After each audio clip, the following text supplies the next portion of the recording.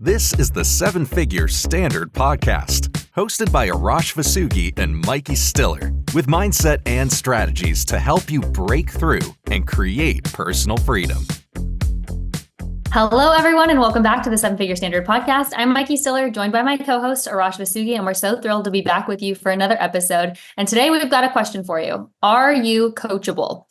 And you might say yes right away, but I think Arash is going to dig in a little deeper and help you see and uncover just how coachable you are. So, Arash, when you think, are you coachable?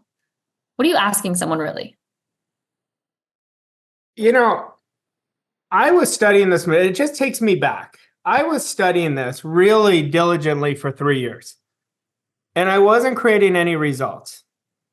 And my mentor said to me when our first conversation, he said, you have a lot of information. You don't know this, you know about it. All I have to do is look at your results. It was like a punch in my stomach that was such a good punch, because right away I knew he was so right.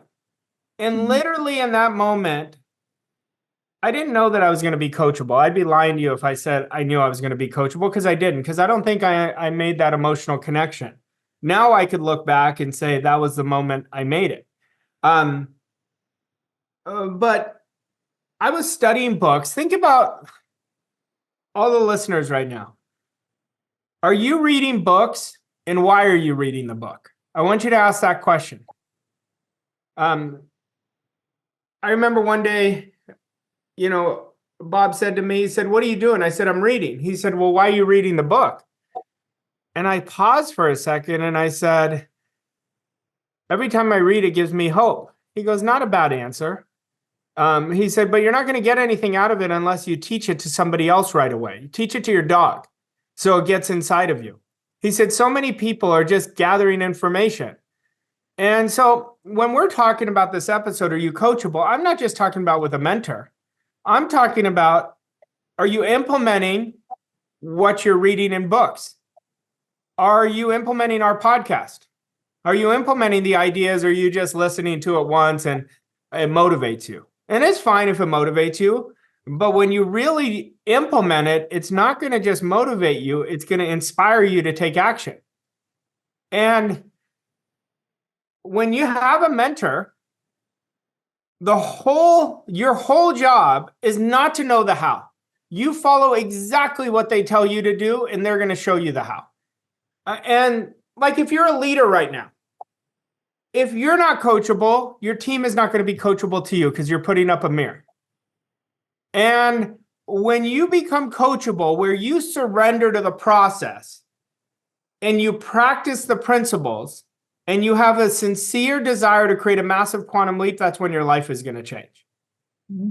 Now, let me fast forward this. So I really emphasize this super unconsciously. And a few years ago, before my mentor passed, I remember we had a call. It was during COVID. And I said, I know what I did. And he said, tell me. And I said, before I met you, I was coachable up to my paradigm. I was coachable up to my comfort zone. And I said, when I met you, I knew my way wasn't working, and I was 1,000% coachable. And you had me do things so far out of my comfort zone of the person I used to be, but I kept doing them. And I'll never forget what he said. He goes, son of a bitch, you're right. He goes, that's what I did. And I'll never forget it. But I really deconstructed the importance of coachability. Like, I'm always asking clients, are you coachable? And they'll say right away, yes. And I said, okay, let's go watch. Did you implement what I told you last week? Some of it. I said, then you're not coachable. See, coachability is surrendering to the process. And you're practicing your new habits because they're not a part of your identity right now. If you continue, or I continue, doing the same habits in the same way, not 1% better, not more intentional, we're not going to get any better. We're not going to create better results. We may have a month that goes up, then it's going to come back down to our base. When we are coachable and constantly adding to what our tool belt has, everything changes. I love that story that you tell because I think it just comes in so crystal clear. Of course, everyone, or at least most people, especially if you're listening to this podcast, when you're asked, are you coachable? You're going to say, yeah, of course I'm coachable. I'm studying. I'm listening to a podcast. I'm reading books. I'm doing the things. But when you talk about, are you comfortable past your comfort zone? Why would you say most people are not that coachable? What stops them? Is it being lazy? Is it not having belief? What is it exactly? They're uncomfortable. They don't want to get to that uncomfortableness. They want to do exactly what's comfortable in their program. That's why. Yeah, that's why you'll see, I'm forever talking about how important language is. You'll see somebody rationalize it works in your business, but not my business. Right away, instead of surrendering and going all in, they're 80% in. But they're 100% in with why it's not going to work. So all their energy is on why not. You could go to the annals of times of coachability, okay? I remember watching the Lakers in the early 2000s. They had the same roster, same team, but they'd lose in the playoffs. Then they got Phil Jackson, one of the greatest coaches of all time. And they respected him because he had already won championships. Then he comes in. What do you know? They win 3, 4, maybe 5. I don't know what it was. 3, 4, or 5 championships. What happened? The coachability changed. The level of respect changed. The level of following the exact method the coach did. Well, it happens everywhere. I was just talking to a client of mine this morning, Ute. She lives in Germany. And her results have taken off so significantly this year. And she said, Arash, I got 4 new contracts over the last 2 weeks since we talked before. And I said, but she does exactly what I tell her to do. Like, she doesn't hesitate. I know if I give her something, it's done. That's how you know as a mentor, when you give somebody something, that it's done. Then I'll give somebody else something and I'm always wondering, are they going to do it? So it depends how badly you want something, though. I became coachable, not just from my mentor, from when I'm reading a book or I'm listening to a podcast. If I don't implement something, I don't move on. I've told this story before. Like, when I'm studying a book, I'm studying paragraphs until it's a part of my identity where it'd be harder for me not to do than to do. And we've got to start implementing the philosophy, less is more. You study a few paragraphs 1,000 times, watch what's going to happen to your results. You watch one lesson that really connected to you, watch what's going to happen. I met with another client yesterday, Gina Nicola. She's wonderful. We met in person, and she said, Arash, I've been watching lesson 52 every day. Every day I've been listening to lesson 52. But that's a person that gets it. That's a person who's going somewhere. So the key is whether you have a mentor, which I strongly suggest because we all have blind spots, or you are studying an author, implement exactly what they're telling you. To read a book properly, it should take you 6 months to 12 months to read it properly, to actually do the exercises, to implement it. When you're listening to a podcast, if they give you ideas, implement those ideas right away. That's how you're going to know you're coachable. Raj, is this a good place to bring up borrowing belief in your mentor? So you talk about how you had been studying for 3 years, you weren't getting any results, and you had to borrow the belief. Is that how you became coachable? You had to borrow the belief that this was going to work? Yeah, there's no question. I think we've got to give ourselves permission when we're failing that we can do it. And a mentor, if you have a great mentor, they believe in you before you get started. If you have a great mentor. If you don't have a great mentor, they're going to talk to you about your problems. They're going to tell you this and that.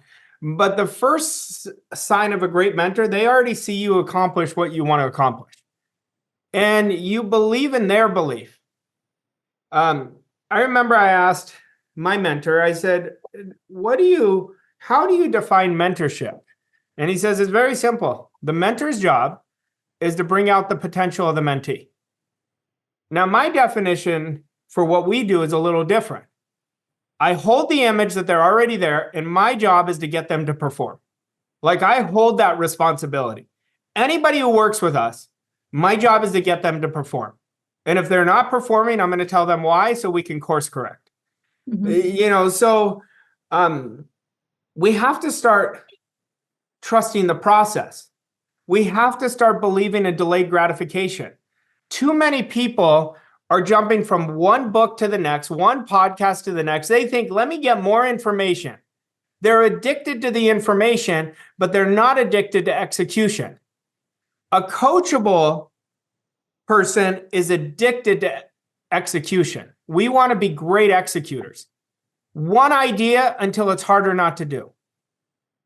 We have this event, World Class Wealth, and I'm forever telling the clients, do you realize if all you did was create 4 new identity-based behaviors every year, that you will more than 10x your results? And people are trying to do 4 a month. That's not how it works. Every pinnacle behavior is going to bring all the lesser behaviors up. So when we work on that one behavior that will take you to where you want to go, I want everybody to think right now. I want you to think of your goal. If it's a business goal, if it's a personal goal, if it's a health goal, whatever it is. I want you to think right now, if I implemented one habit, and it's my pinnacle habit that would really bring everything up, what would it be? That would be the one that you would start doing right now. You don't do it tomorrow. You commit to doing it right now. It's going to change the game. Arash, let's say that you're falling short of being coachable, completely coachable. Is that the same thing as sending a double binding message? Yeah, it's the same thing. You're not going to get the results. You may get little results. You may make incremental gains, but you're not going to create a big jump. Mm-hmm. You have to surrender to the whole process. Success is a recipe, and you can't just have one part of the recipe. You have to have all parts of the recipe. And, mindset is talked about so much, but most people don't even know what mindset is. And if I asked you what mindset is, what would you guys think? And there'll be all different answers. Mindset is the foundation of success. It creates 95% of our results. Strategy creates 5%. But when you have the right mindset, guess what's coming into your strategy? The right mindset with strategy makes you unstoppable. But mindset is decisions. It's already done before I start. It's disciplines, those identity-based behaviors. It's living your standard, bringing your results up to your new standard of living, not bringing your standard of living down to your present results. That's what most people are doing. It is thinking, feeling, and acting like your future self. And it is attitude. Attitude is everything. But you have to get in control of your emotions. If you're not in control of your emotions, most people are not in control of their emotions. So their emotions are always thinking for them. So you'll see them so volatile. People close to them, they go, I don't know which version I'm going to get. I'm going to get a high. I'm going to get a low. They'll get really high and they'll get really low. So we've got to get in control of our emotions. And when you're coachable, the beautiful part, if you find a great mentor, they're going to build your belief and build your standard on their own. Like they install their standard into you. They install their belief into you. And it's always if they're really good at what they do, it's always an authentic belief. I think part of it too is you've got to wake up. So many of us are on autopilot. We're on a daze. We're going through the day and we may have had the intention to be coachable. And then all of a sudden autopilot kicks in and it's like, oh, whoops. I did everything that I've been usually doing instead of doing what my coach just told me to do. How do you snap out of it so that you're actively thinking? And you've got to get proper direction. You've got to get exact direction. And you've got to do the repetition of that direction. But you have to have a purpose behind everything you're doing. Everything is about intention. I remember years ago, I watched a PBS special by Wayne Dyer. He wrote this book, Power of Intention.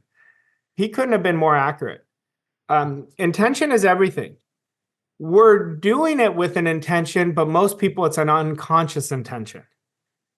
I'm going to do the best that I can, but there's no energy. Think about this. I'm going to do the best that I can, or I'm going to create 2 new clients a month being my very best. You see the difference in the intention? Intention is frequency of thought. Everything is a frequency. So somebody who operates without intention compared to somebody who operates with intention is the difference in winning and losing. I say this on almost every podcast. If I'm getting interviewed by somebody else or if we're on our podcast, I said, if all you did was get really good about measuring what you're doing, your behaviors, your commitments, your actions, you'll be blown away by why you're succeeding or failing.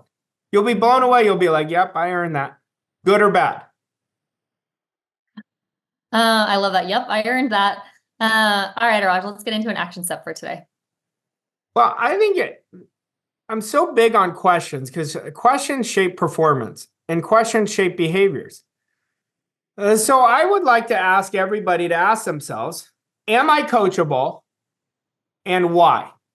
If you say yes, what are you defining is the reason you're coachable? Now, once you define it, ask yourself the question again. I just defined it. Now, am I coachable? And if you're not, make a decision that you're going to operate less is more. That you don't move on until it becomes part of your identity. And it's going to help you so much. I can't tell you how much it helped me. And it will help you so much. Surrender to the process and be coachable, whether you're listening to a podcast, whether you're reading a book, whether you're talking to somebody who's already further in awareness than you. You want to really find out. All right. Thanks so much, Arash. And thanks to all of you for listening. If you enjoyed this episode, go ahead and leave us a rating and review. Share this with your friends and family, and we'll see you back next week for another episode. Thanks, Arash. Thanks, Mikey. Thank you for listening to this episode of 7-Figure Standard. We hope you found the insights and strategies helpful on your journey to success. If you enjoyed this episode, please leave us a rating and review on your favorite podcast platform to help us reach more people like you. To learn more about Arash and Mikey and how Voss Coach & Co. can help you achieve your goals and reach new levels of success, visit vosscoachandco.com. Thank you again for listening, and we'll see you on the next episode of 7-Figure Standard.